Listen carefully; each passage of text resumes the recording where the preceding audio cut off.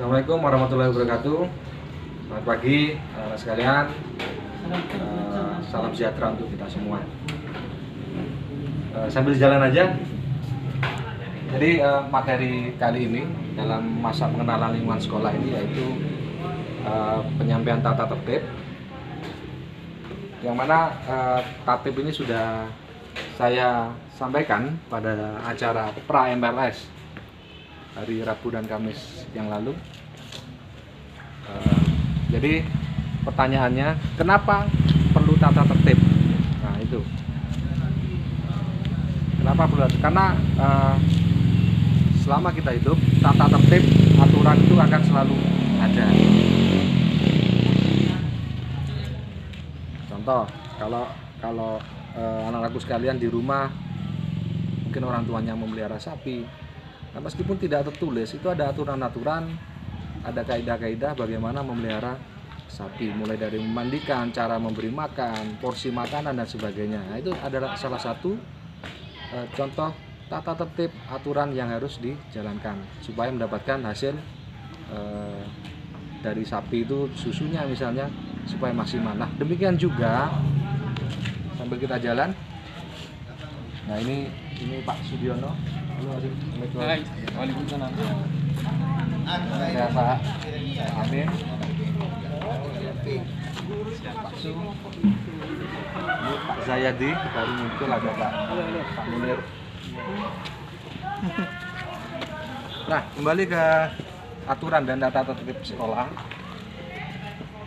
Jika kita saja dari hal yang terkecil aja perlu ada aturan supaya mendapatkan hasil yang bagus dan untuk kebaikan semuanya, apalagi dalam lembaga sekolah. Tentunya ada serangkaian tata tertib yang harus sama-sama kita jaga, yang harus sama-sama harus kita taati. Tujuannya apa? Untuk mendapatkan hasil yang terbaik. Untuk siapa nantinya? Ya, nantinya utamanya untuk kalian, untuk peserta didik. Itu muara dari semua tata tertib yang ada. Mengenai tatib yang ada di SMA 1 Krucil, untuk yang anak-anakku yang hadir di hari Kamis kemarin sudah diberikan. Silakan itu sekarang ini kalian baca.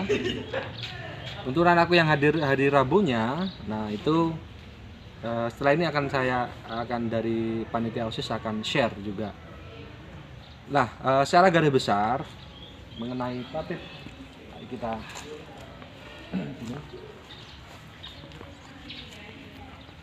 nah, itu ruang perpus sementara masih diperbaiki ya. Begini, untuk secara garis besar aturan di sekolah yang pertama mengenai kedisiplinan. Ada beberapa item, silakan dibaca lagi di tata tertib yang ada di kalian. Yang pertama mengenai kedisiplinan diri peserta didik, mulai dari masuk sekolah, kalau itu pembelajaran dilaksanakan secara tatap muka ya, jamnya jangan sampai telat sesuai dengan. Sebentar Pak Usni, ini masih nge-vlog ya, sebentar, bisa di pause. Ya, kembali kedisiplinan diri, contohnya masuk sekolah ya, jam-jam masuk itu yang pertama. Yang kedua, seperti yang sudah saya sampaikan, mengenai apa yang penampilan Anda ya, mulai dari ujung rambut sampai ujung kaki. Mulai dari rambut yang putra, saya rasa Anda semua masih ingat bagaimana seharusnya Anda memperlakukan atau memberi model kepada gaya rambut Anda. Yaitu yang depan harus di atas alis, yang samping di atas telinga, dan yang belakang di atas kerah baju kita. Yang berikutnya, kedisiplinan mengenai pemarkiran sepeda motor. Kemarin sudah sampaikan, di sekolah kita punya tempat parkir, maka parkirkan sepeda Anda di tempat parkir yang telah disediakan. Jangan sampai di luar, karena itu akan mengganggu ketertiban umum, tentunya juga akan mengganggu masyarakat. Yang berikutnya terkait pelanggaran-pelanggaran, misalnya tidak perlu membawa benda-benda yang tidak terkait langsung maupun tidak langsung dengan pendidikan di sekolah ini.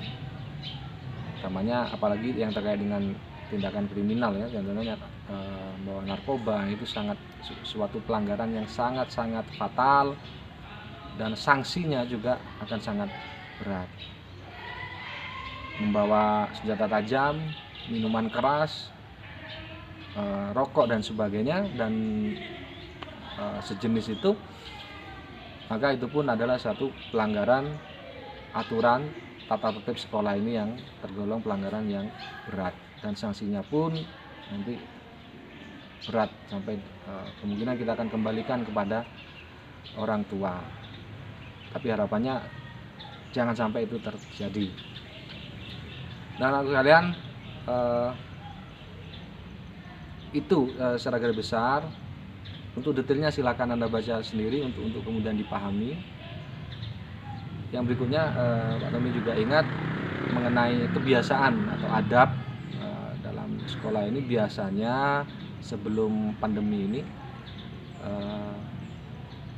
ketika dalam sekolah ini, ketika siswa bertemu dengan guru ataupun staf tata usaha atau warga sekolah, mereka selalu memberi salam atau menyapa, dan biasanya diikuti dengan bersalaman.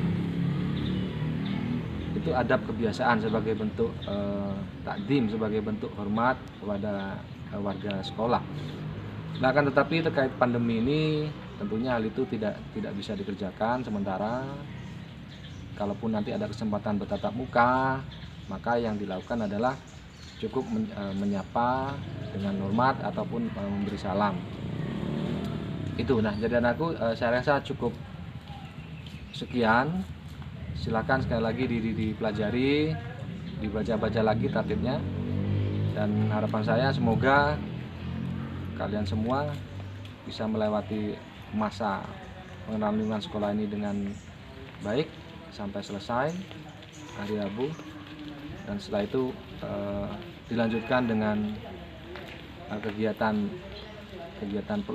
PBM, pembelajaran, proses belajar mengajar di sekolah ini yang nantinya akan dilaksanakan secara daring maupun luring atau kombinasi dari keduanya itu. Sekian dari saya. Selamat beraktivitas kembali. Tetap sehat, tetap di rumah saja untuk sementara, kecuali nanti memang ada kegiatan yang sesuai jadwal harus ketemu tatap muka. Tetap laksanakan gaya hidup sehat di rumah masing-masing. Terima kasih. Assalamualaikum warahmatullahi wabarakatuh. God bless you. Berapa menit?